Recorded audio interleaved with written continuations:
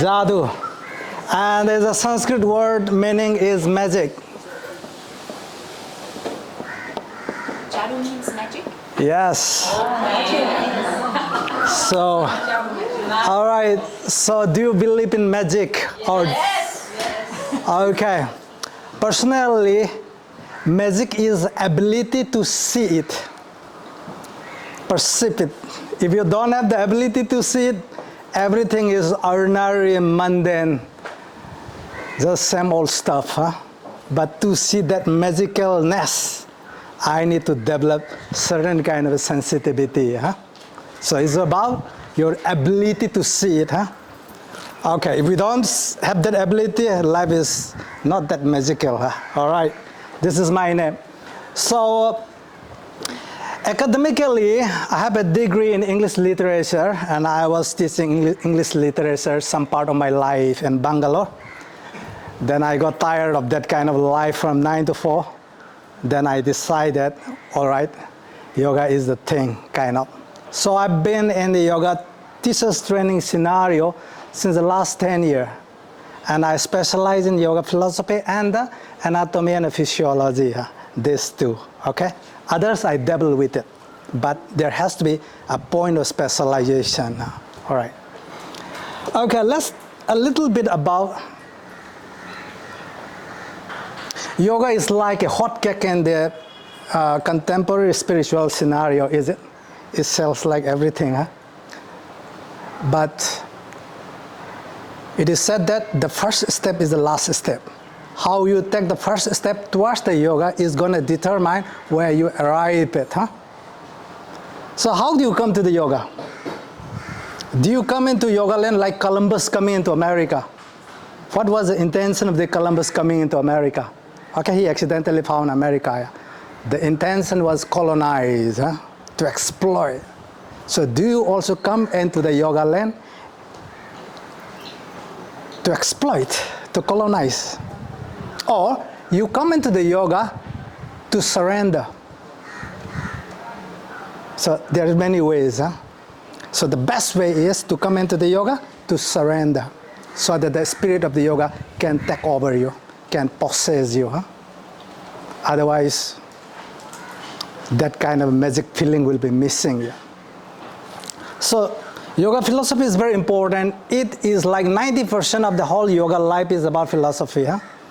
Maybe remaining 10% postural yoga about the postures and stuff is a preparation. Huh? In India, our great yogis, some of them never practice asanas, huh? But philosophical aspects, they live with it. So let's start with it. The word yoga comes from the word use, Y-U-Z, use. This is the root word for yoga, meaning to unite. I will use two words, and another is to yoke, Y-O-K-E, yoke. So what does the word unite implies? Why this word unite? What's going on? Bob Marley sings Unite Africa. What's happening to Africa? What he has to sing unite? Come together. Come together because, yeah? Connection. So they were disconnected, is it? That's why you have to use the word connect, huh? So what was the prior step towards unite, unification? What was the situation? No, not about Africa, huh? Generally. Generally, huh? Disconnection, disintegration, disjointed, fragmented, fallen apart, broken. And that is the situation, then this word applies. So we consider that you are broken. Have you been broken? How many times? Have anyone never gone through the experience of being broken? Have you been broken? Have you touched the rock bottom?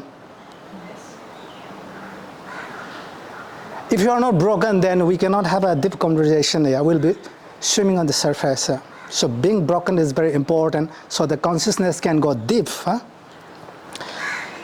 So broken means yoga is like a super glue. Huh? Yeah? Because it's going to unite.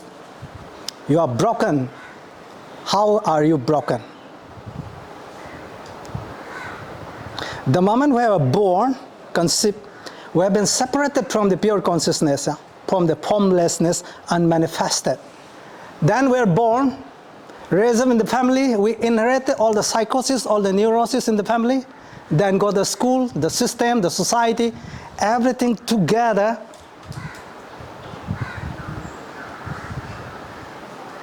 Program and condition.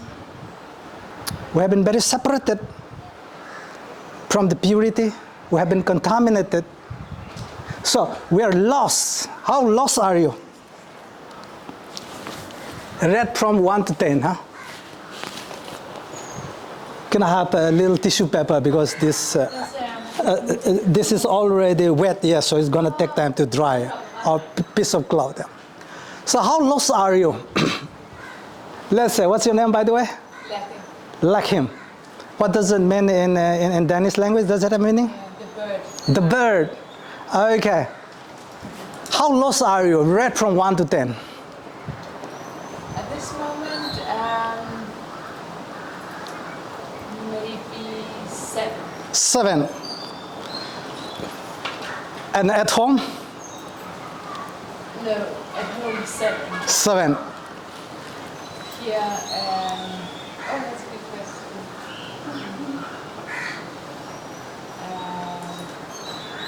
Thank you. It's the same, okay. So, unless you are lost, you cannot be found. Unless you are broken, you cannot be fixed, okay? So you know the story of the prodigal son in the Bible? You know the story? Prodigal son, you never heard of that? So the father has 2 sons. One is very obedient to the father in the house always. The other one is very disobedient and rebellious. Huh? So one day he just walked out of the house, gone out into the world, gone into many situations, entangled with the ways of the world, and he got into the suffering. Then after many years, he come back home. Then the father rejoices, celebrated. My son at last come back home. It's time for celebration. Let's butcher the fattest lamb and make a grand feast to celebrate my son's homecoming. Because he had really come back home. So, come back home means coming back towards your center. Huh? That's our real home. Huh? Others are geographical places, not a home. Huh? Wherever you go, you always carry your mind. Huh? Doesn't matter. If you close your eye, doesn't matter where you are. Huh? Go to your country, go to the Himalaya, go to wherever. If you close eye, it doesn't matter. Wherever we go, we carry our own consciousness, our mind. Our real home is deep down inside. Huh? My own awareness, my own understanding, my own consciousness, that is what our real home is. Others are just excuses. Huh? So, in order to come back, I have to get lost in the outside world. Huh? What do you have to cling now? Huh? Do you have a relationship to cling? You have a career to cling? You have a club to cling? You have a religious, some kind of affinity? So what do you have to cling on in this life? What's your name, by the way? Charlotte. Sarah. What do you have? To cling on to? Uh-huh. The love of my family. The love of your family, yes.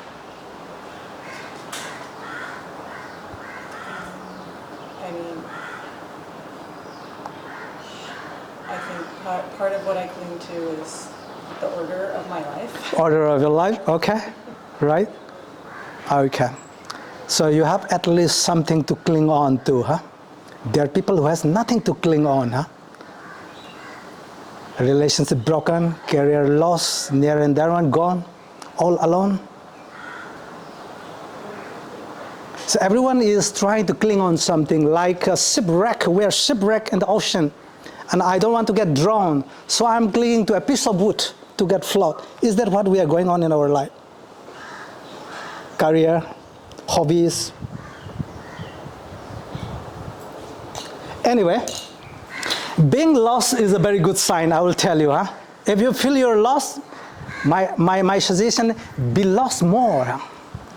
Until you get fed up with being lost. Huh? And then broken. When you say, my heart is broken, what does it mean? Is your heart broken, or what is broken? Or is your ego broken?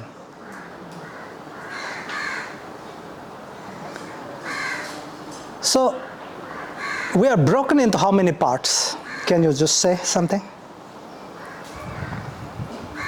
Every individual is broken. How many parts we have been broken into? You have no idea? No clue? So what is the easiest definition of yoga in the market? Have you ever heard what is yoga?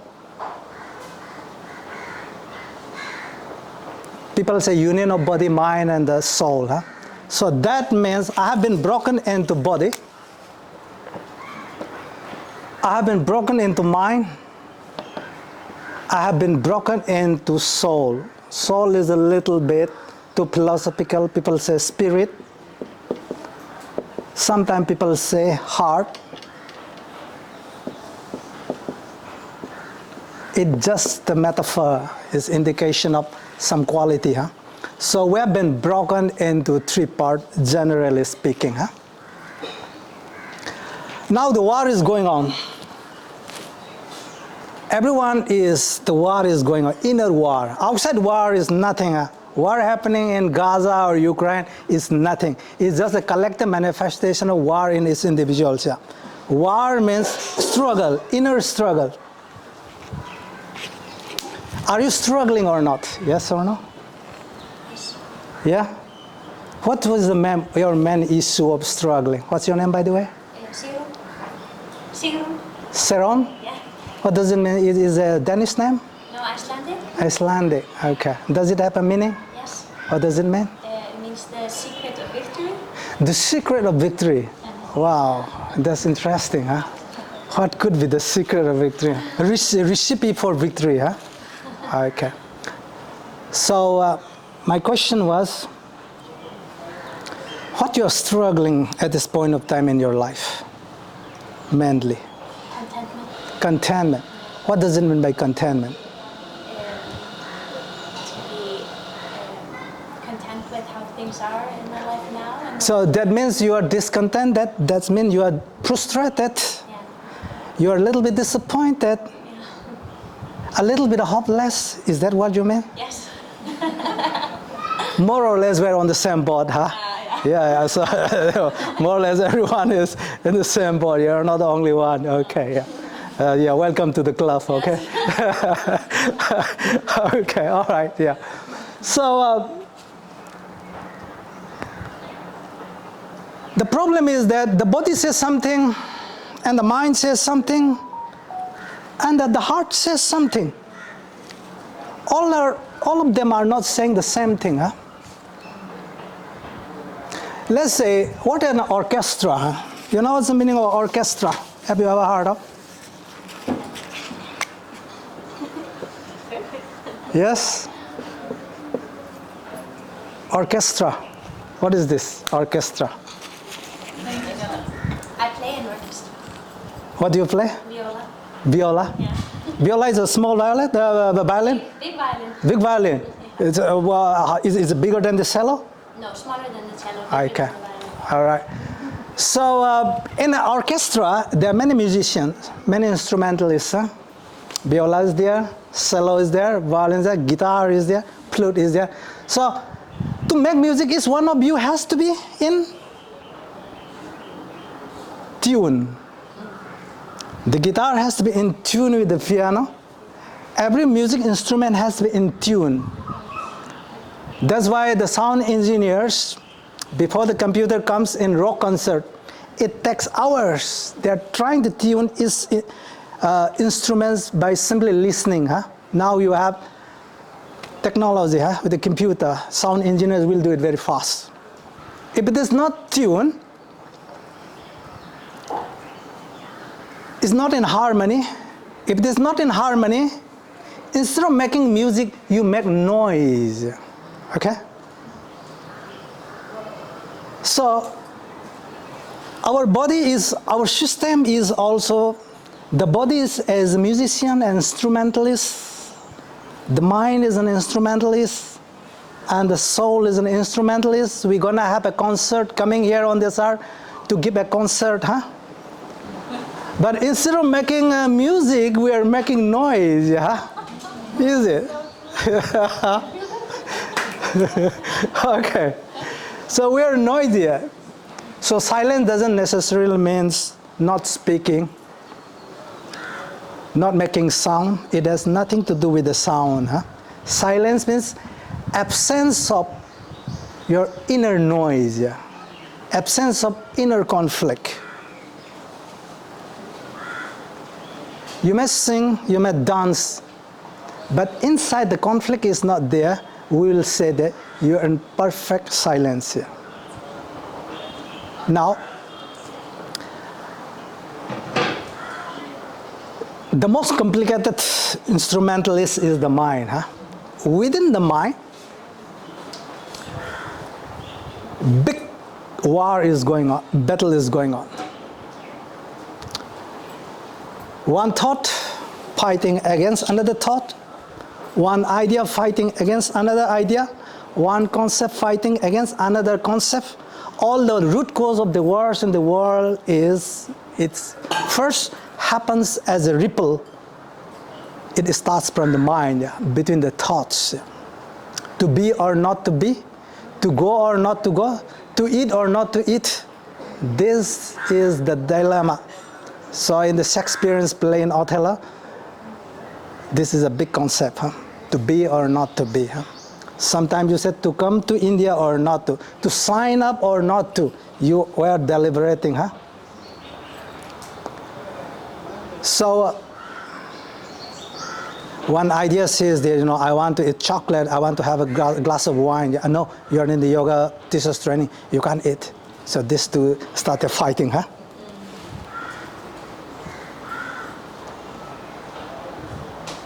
So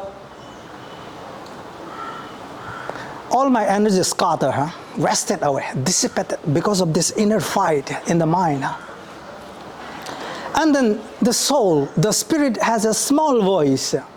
You can say the voice of intuition, the voice of the gut feeling. And if the other noise are not silent, you cannot access into that small sound. First of all, mind has to be quiet, but the body has to be quiet so that you can tap into that small voice, which says always the truth. But we are so noisy, we are unable to access to the sound. Now, to become a holistic, integrated individual meaning indivisible. The root word of individual means indivisible. But we are divisible. So far, we are not individual. We are divided. So, yoga is a super glue, how to fix it. There are many ways, but yoga is one of the methodology, one of the technique, a device, which is scientific and artistic, how to join all these broken parts, how to reintegrate, how to make you an authentic individual. So have you ever heard of this word, Japanese art of kintsugi? Have you ever heard of it? Yeah. What does it mean? Fixing the dough. Yes. So when a clay pot, for example, is broken, then they mix the gold powder, the gold thread with the glue, and they fix it. Now the pot is become a semi-golden pot and become more expensive for being broken. Okay? It's more expensive for being broken. Suppose you are broken, if you get healed, then how precious you are, huh? Right? That's why everybody is trying to get healed, huh? Because you know there's something out there if I get healed. So you are going nook and corner around the world how to get healed, huh? There's a big market for healing, yeah? But nobody can heal you. You only has to heal yourself, huh? Okay? By your understanding, huh? By knowing it. In that knowingness, already the healing process happens, yeah? It's not, somebody is just helping you, huh? But nobody can really help you, huh? So, yoga is also same like kintsugi. You are broken. We're gonna fix you. We're gonna unite all the broken part and utilize it. You're strong now. You're gonna be broken anymore.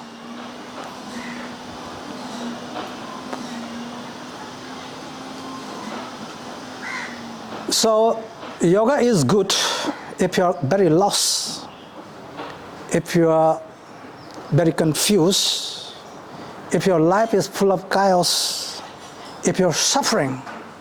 Suffering means going through the dark night of the soul, we call it. You're suffering, huh? This is the best climate, best soil for the yoga to work upon you, huh? Okay? If you're not broken, then the yoga has no use, yeah? The glue has no any purpose if the thing is not broken, yeah?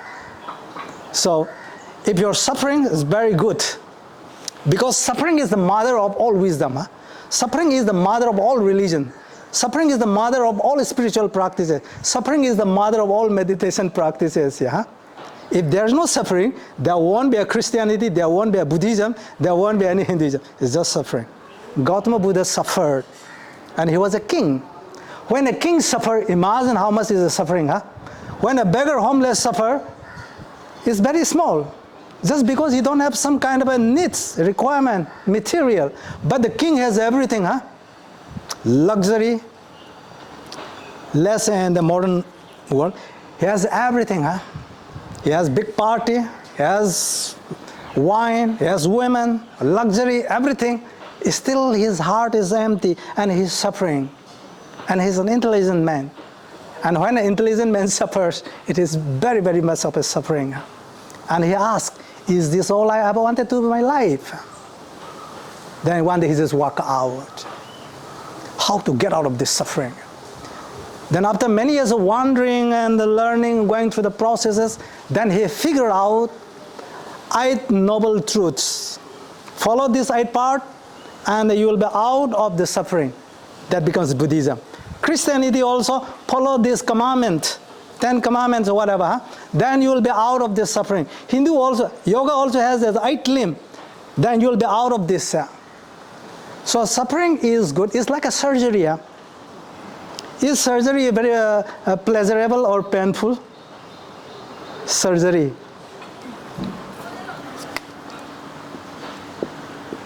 You know what is surgery? So when you have certain kind of things, then you have to go to the operation. It's cutting, huh? It's painful. Huh? You have to put into anesthesia. Huh? Some people don't put to anesthesia. Huh? And something like truth is also cuts like a knife here. Huh? It's not very pleasurable. Huh? It's very hurting. Huh? But we need it because we want to get healed. Yeah? So suffering is like a surgery. Huh? Past you suffer, but one day suffering gone away. But some people also get identified with the suffering. They enjoy suffering. Huh? That become twisted. Huh? They want to become a tragic hero. Like in the cinema, some people specialize in playing tragic roles. Huh? Just like that. Some people also identify with the suffering. All right. All these are we are the farmer. A yogi means he is an energy farmer. Huh? We are trying to farm high energy because everything happens in the high frequency and high energy. Nothing really happens here. God is, you can say, the highest frequency of the energy. Huh? So we are here in the yoga. We are energy farmer. How to farm, how to cultivate high energy. Huh?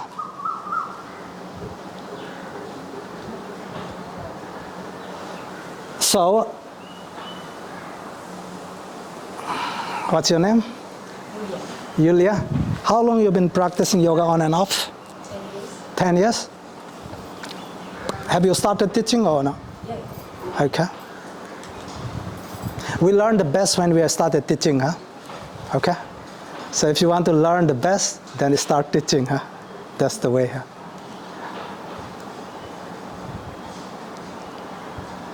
Let's take some definition, huh? The easiest definition in the market is union of body, mind, and the spirit, okay? But again, the mind and the body is one thing, it's not two. The body is the gross part, the mind is a subtle part. You cannot say that body and the mind, you should say body hyphen mind, because it's the same one whole organism in a way. The gross part is called the mind, the subtle part is, and the gross part is the body, the subtle part is the mind. Therefore they influence each other. Body influences the mind, mind influences the body. So actually it cannot be divided. But from the Indian philosophy we will say that Paramatma,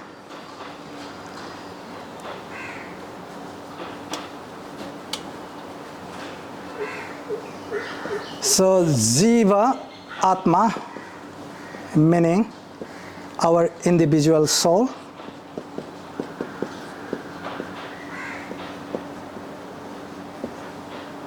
union means plus Paramatma.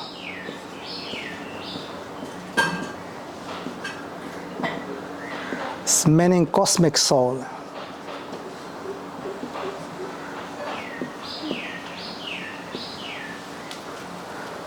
So yoga is dualistic philosophy. They believe in division of the two. One is an individual soul, one is a cosmic soul. So let's take an analogy. Individual soul you can imagine like a river, okay? And the cosmic soul you can imagine like an ocean. Why the river is flowing? The river is always flowing. Flowing towards where? Why the river is flowing? We are also like river. Our thought is also like river streaming, consciousness like a river. Blood is flowing also like river. Nerve impulses flowing like river. Our prana is flowing like river. In the morning I was something else, now I am something else. In the evening in something else. Did you ever come across this English phrase? A lot of water has flown under the bridge since men's, or Heraclitus says that you cannot step twice in the same river. First I step my river, then I take my feet out and I try to step again. This is not the same river, because by the time in this process a lot of water has flown down. It's not the same river. Same like that, we think we are the same. In the morning I am something else, now we are in this moment, thousands of cells are dying, thousands of cells are recreated. So everything is flowing. So we are flowing, the river is flowing. Why the river is flowing? Why the river is flowing? Hello? It's going to the ocean. Why the river wants to go to the ocean? You don't know? To unite. Why you want to get united? To feel? To feel whole. Okay, all right. So let's say we are looking for stability. Everything in the existence is looking for stability. Let's say from the subatomic particle, atoms want to combine with another atom to make a molecule, because molecule is more stable than the atom.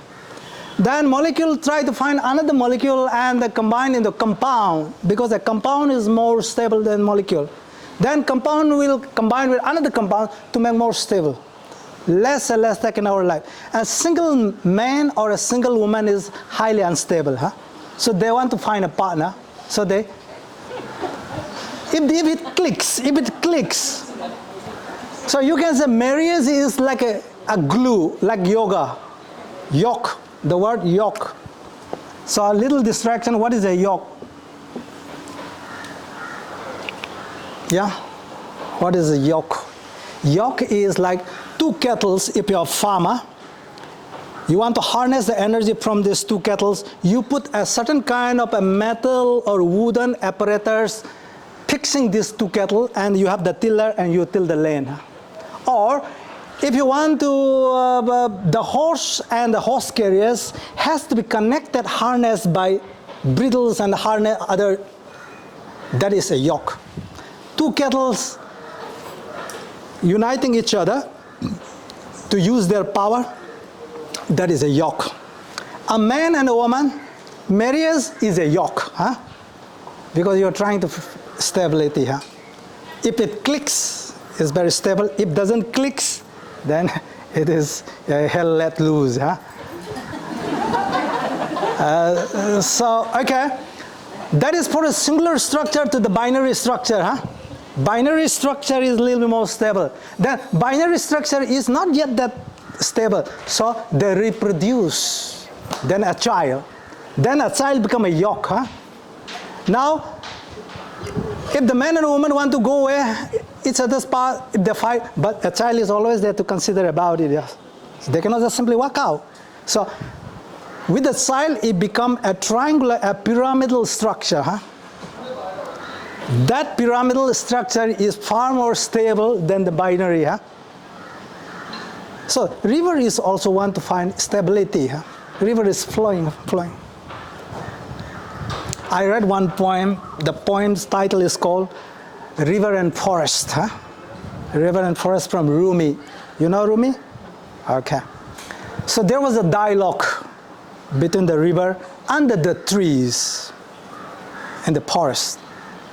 So the tree says to the river, I wish I were like you, because your life is a picnic, an excursion, a sightseeing. You started from the mountain, you flow down to the rivers and cities and towns and villages. One day you join the ocean. What a wonderful life you are leading. I wish I were like you. So the tree says to the river, huh? And the river said, my friend, you don't understand. Yeah? I wish I were like you too. You are growing in one place, stationary, rooting, grounding. In the springtime, the leaves comes up, the young shoots come up. Summertime, the flowers and fruits and stuff. You are growing in the one place, centered, grounding, rooting, and you are having a very stable life. Yeah. Me, I'm always restless. Me, I'm always running. For what? I'm tired. I wish also I were like you. Then a passerby was listening to this dialogue, and he started wondering, who am I? Am I the river or am I the forest? So who are you? Are you the river or are you the forest? Are you the combination of both or what? Yeah? So, a river is flowing because it wants stability. And the river is afraid just before joining the ocean. Shit, I'm going to lose my individuality, my identity. What's going to happen to me? He's afraid. Then once he's joined the river, he's very good. Thank God. Now, my experience is oceanic. I become the ocean. Thank you very much, God. This is what's going to happen to us. Huh? We're afraid a little bit to lose our little individuality. Huh? This little ego and stuff. One day when it starts evaporating, then something is going to take us over. Yeah? Something is going to possess us. Yeah? This is a mystery. Yeah? Then, once again, another analogy. So, raindrop high up in the sky. This is the individual soul. The raindrops become heavier and heavier because it gathers a raindrop. So it's falling down. Where is falling down? To the lake or ocean. Let's give a little bit sound effect. The sound is pluff. Okay? Now where has the drops gone? The drops has become ocean. Or you can say the ocean has become the drop. Huh? Another way of thinking. Huh? So it's a limited, unlimited. This is yoga. Individual, soul, combining with the cosmic soul, you become the whole cosmos. One day, you started looking at the tree, you think you are the tree. One day you're looking at the sky, you think you are the sky. And then you see the stars. You also started thinking you are the star. And you look at the sea. You are the ocean. So he said, I'm unlimited, I'm everything. Yeah. So that kind of feeling is going to come once this union happen. Yeah. So you can say by the Chinese Taoist philosophy, like Yin Yoga, yoga is union of yin and yang. Yin, female principle, yang, the male principle. In Tantra, we'll say union of Shiva and Shakti. Shiva is the male principle, Shakti is the female principle. But we're not interested in all those definitions. They look very romantic and philosophical, but we are not interested. We are scientists, we are the artists. So Patanjali give a definition which you must remember. Everyone in the yoga world knows this definition. And who is Patanjali? Have you ever heard of this guy, Patanjali? Yeah?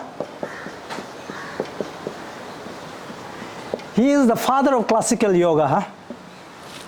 I will do in the last half an hour a little bit of history.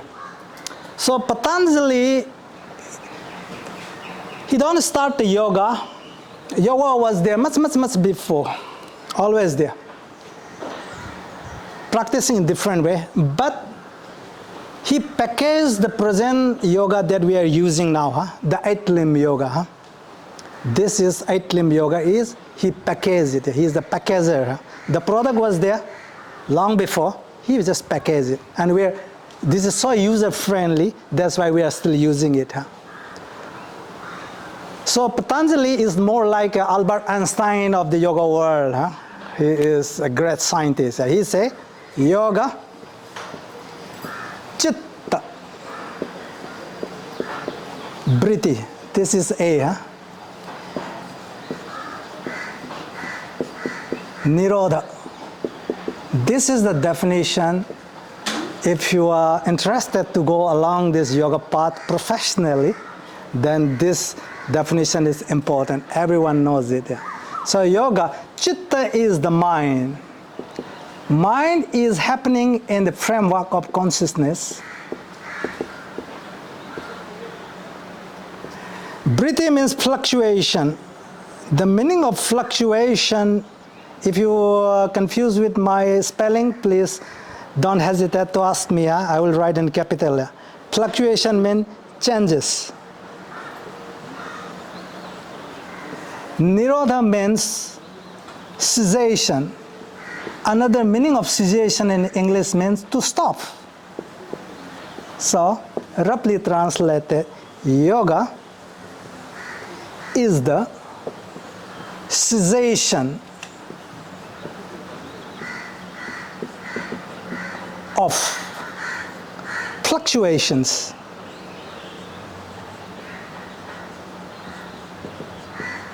In the mind.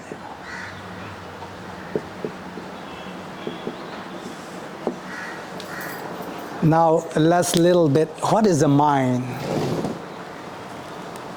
We cannot just assume that we have understood it without going through an inquiry. What is the mind? And what is the consciousness? Difference between the mind and consciousness. But we need an analogy, an example to understand it. As far as I understand, my understanding is concerned, consciousness is like hard drive. What is a hard drive, by the way? What is a hard drive? Stores information. To store information, okay. So you buy a new hard drive from the market. It's a pure hard drive. Nothing is written on it. That is the consciousness. Yeah. The moment you start writing on something, an information, a program, if you start writing a software, whatever, then it becomes the mind. So mind cannot happen without the consciousness. Yeah. But consciousness is just self-existent. Huh? And you can say mind is a program, a conditioning, a software which is written on us. Just because I'm born in India, they have program being an Indian, being a Hindu, they have written this software on me. You're Dennis, Christian, whatever, Viking, whatever, all the kind of information, huh? That is your software, huh? But the hard drive is the same. My hard drive, your hard drive is the same, huh? But only the programming and the conditioning is what is the different. Huh?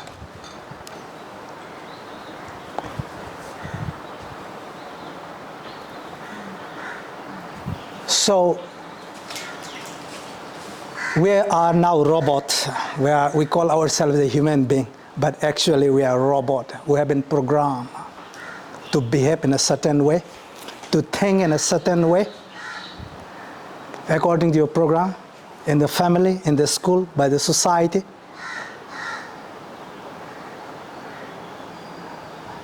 And I identify so much with this programming. I call myself an Indian, patriotic. So Pakistan is your enemy. Go to the war and fight. And I'm ready because I'm just a robot. So all the wars are fighting because of the different programming, different conditioning, different softwares. But behind it, the consciousness is pure, every one of us, uncontaminated. So what is happening? What is the fluctuation in our mind? Changes. All right, so another little bit of physics. Huh? This is the pendulum swinging in the old grandpa's clock, okay? On one side is the positive. Positive means the opposite polarity of the electricity. It doesn't mean anything to do with ethics and morality, good or bad. It's just the energy electric pole, the other polarity, huh? One is negative. This is called duality between the two opposite attributes. It's like the two banks of the river. Without having two banks, how the water is going to flow? So now, you're happy. You're happy means your pendulum is swinging towards the happiness, means it's gathering momentum to swing to the other side, unhappiness. So by the scientific law, if you're happy, that means you're slowly swinging towards the unhappiness, okay? And then when you're unhappy, that means don't be very unhappy about your unhappiness. You're slowly swinging towards happiness, yeah. Don't be very happy about your happiness because you're also swinging towards the unhappiness. Now, knowing this, you are not disturbed by the happiness or unhappiness. So you remain in the middle point. Mathematically, this is called mean position. This is the balance. This mindset is called equanimity. Means you are not affected by neither this or nor that. You are not affected by happiness. You are not affected by unhappiness. You are perfectly in balance, peaceful. And again, if you're chasing happiness, you're inviting for unhappiness to come to you. Okay? So are you chasing happiness? It's one of us is chasing happiness. Huh? Because of this chasing, going after, we are all the time unhappy, is it? So, if I don't chase happiness, then unhappiness is not knocking at my door. Because happiness and unhappiness are like two sides of the coin. When the head manifested, the tail is in the background. When the tail happens, the head is in the background. When the happiness is there, unhappiness is in the background. Sometimes it's your pleasurable pleasure, and then pain. Light, dark, love, hate. Your partner says, yeah, last night looking in your eye, wow, I love you. I can die for you. In the morning he says, yeah, I hate you. I want to kill you. Then what's going on, huh? You get confused because it's swinging, huh? This is the fluctuation. Every moment is. Because of this fluctuation, because of this restlessness, because of these changes, we cannot see things very clearly. Now, another example. Before the invention of the mirror, what were we using to look ourselves? Huh? Water, yes. Cleopatra has a big golden basin by the bedside.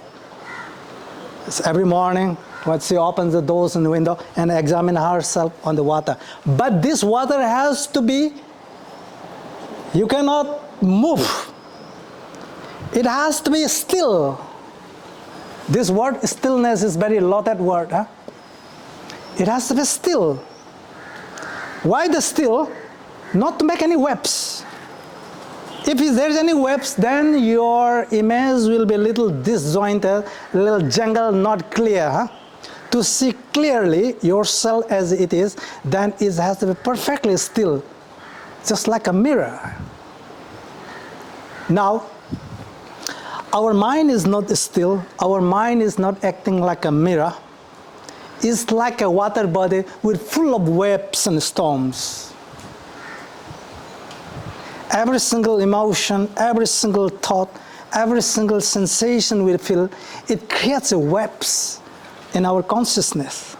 And our mind is all the time full of webs and ripples. So we cannot see anything very clearly.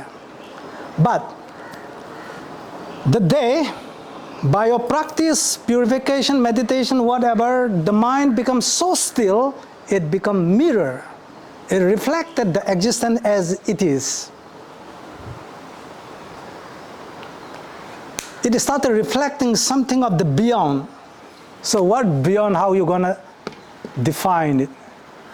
Because it's undefinable, it is undescribable. It is something of the mystery. You can call it God, you can call it existence. So the day when our mind is supremely quiet and still, you start reflecting something of the beyond, something of the God, something of the magic existence, whatever. We call it divinity. That's the reason why we are trying to come into the perfect silence and stillness. Not any webs, not any ripples in our consciousness. And if the lake is very quiet and calm, you can see the bottom very clearly. But it's murky and muddy water, you can't see very clearly. So same like that, I want to know myself.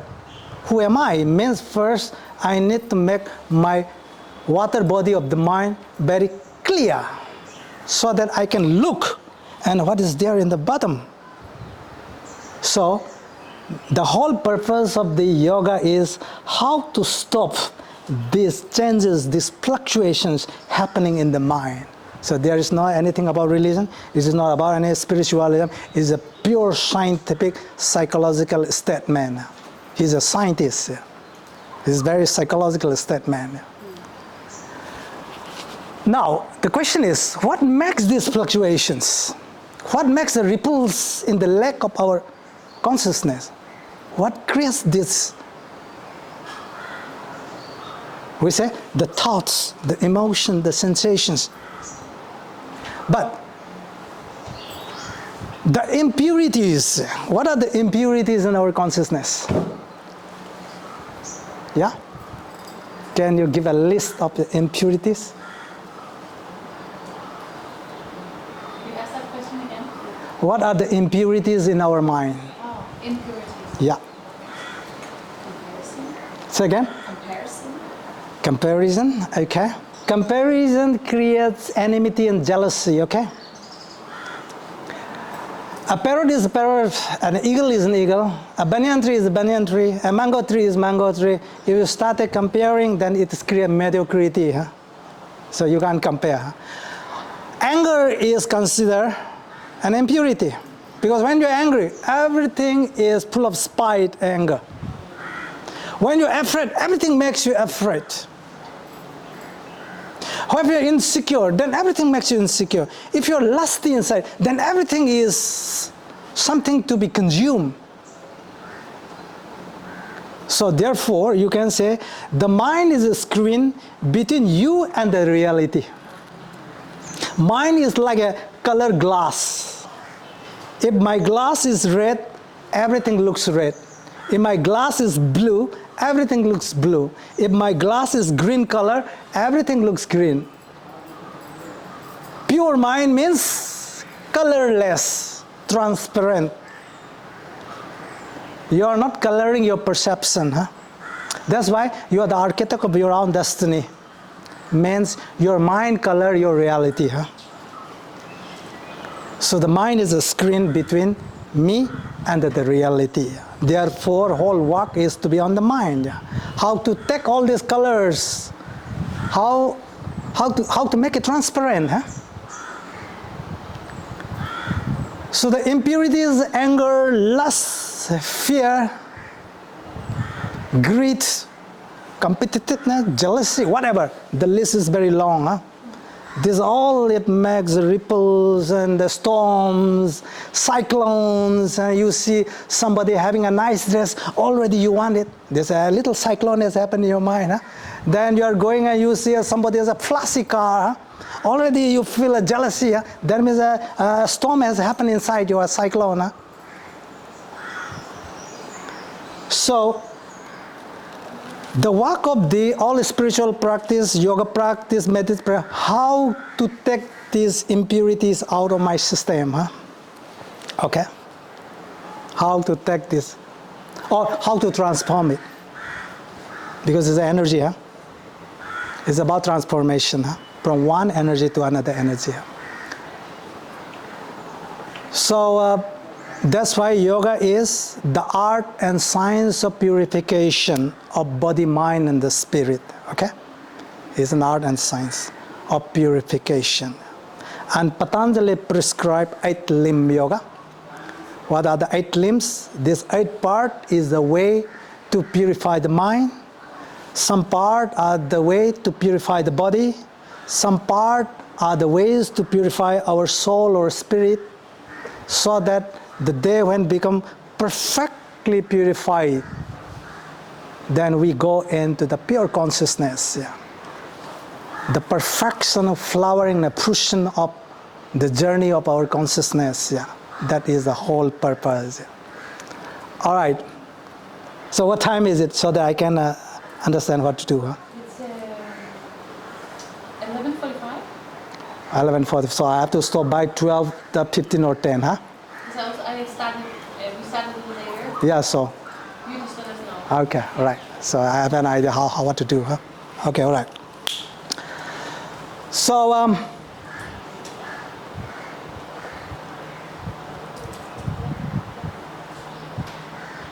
many people come to yoga for many purposes.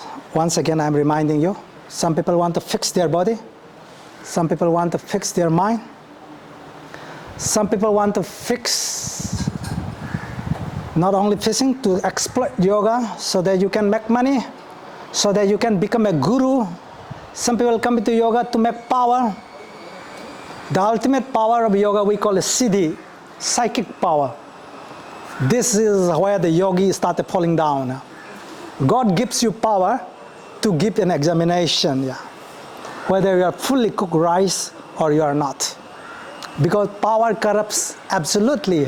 So he's saying, if you want to examine someone's character, put him in the position of power. So God gave yogis in their practice, long practice, power, psychic power.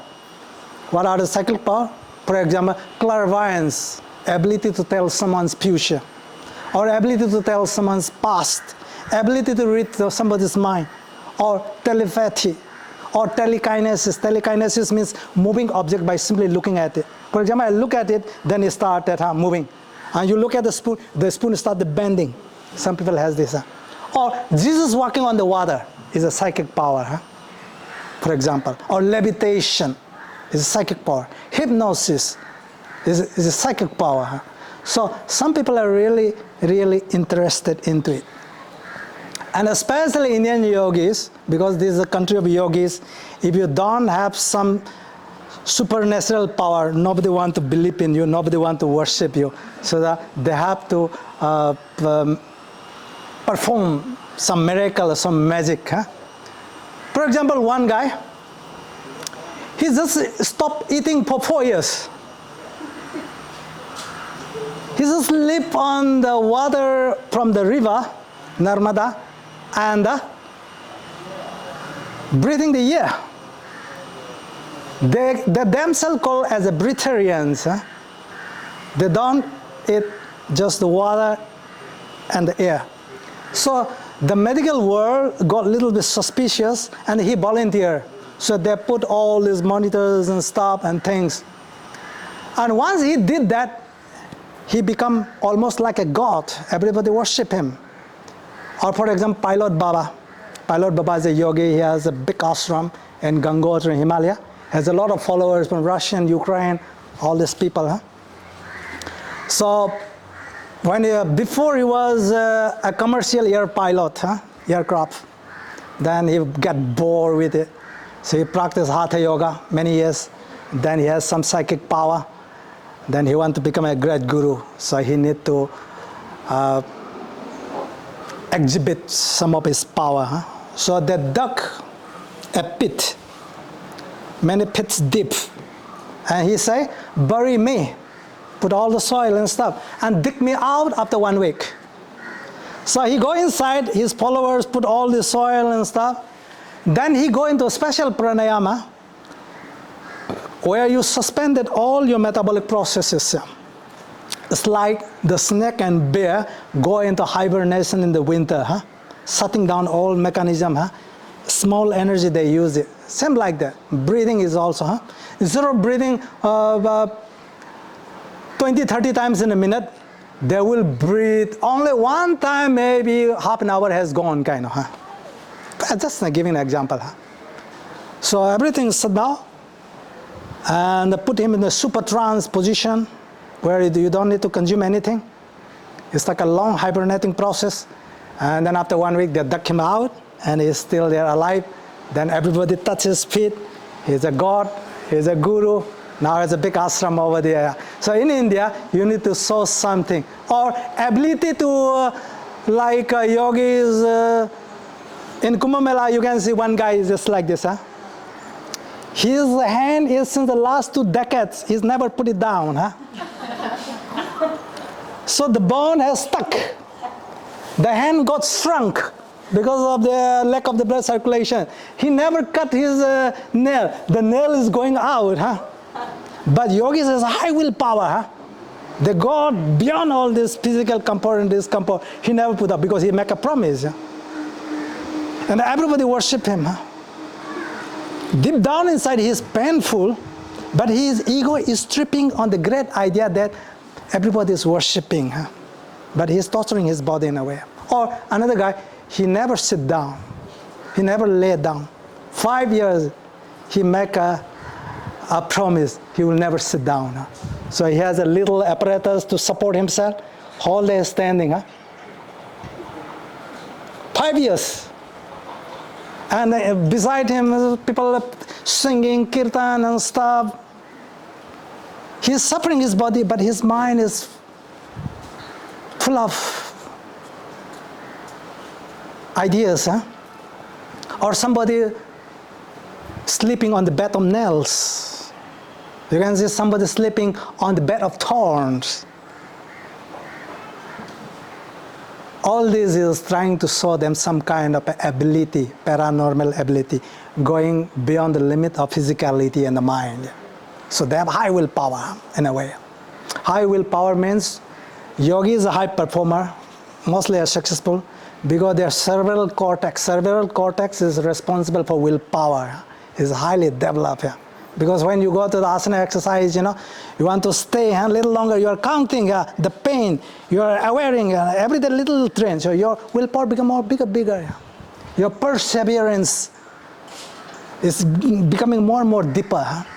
So yoga is a high performer because they never give up. For us, we give up easily, but they never give up.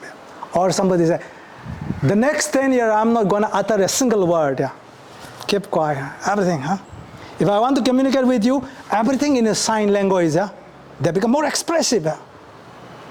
And then so much energy, because every blah blah we are doing is spending our energy away. when you talk so much the whole day, you feel very tired, yeah, because it's a waste of energy.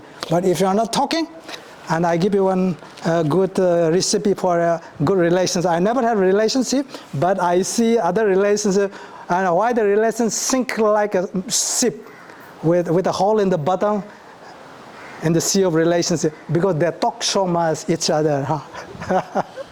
They talk so much, blah, blah all the time. Huh? So if I talk so much, means my mind is growing. I'm feeding, exercising with the thoughts and stuff. Then my partner is also talking. Her mind is also growing. So the distance between me and my partner is 2 minds apart. My mind and her mind. Huh?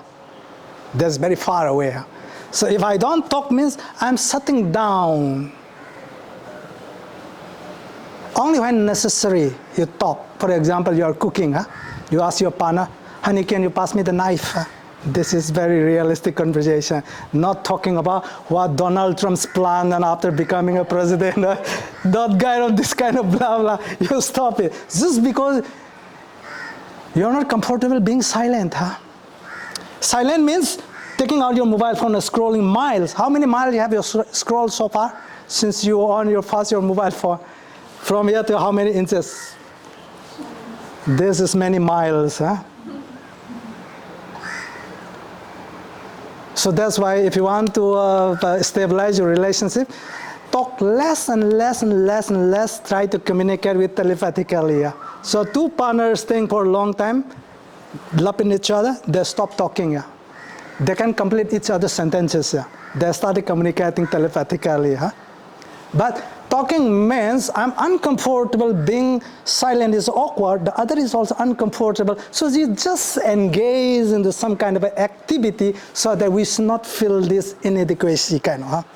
So talking is, have everyone gone to the Vipassana meditation? Have you experimented 10 days of retreat? I recommend that at least one time to have an experience. And it's also very hard, 10 days. Meditation? Vipassana is a Buddhist technique. Vipassana meditation is free. For example, in India, in Mumbai, there is center, one in Rajasthan, one in Himachal Pradesh in Dharamsala, McLeodganj, where Dalai Lama stays. Everything is free, but you have to register 1 month before, because everyone is on queue, is on donation. You can give or you don't have, it's a Buddhist style designed by Gautama Buddha. It's very useful. It's like fasting your mind. Huh?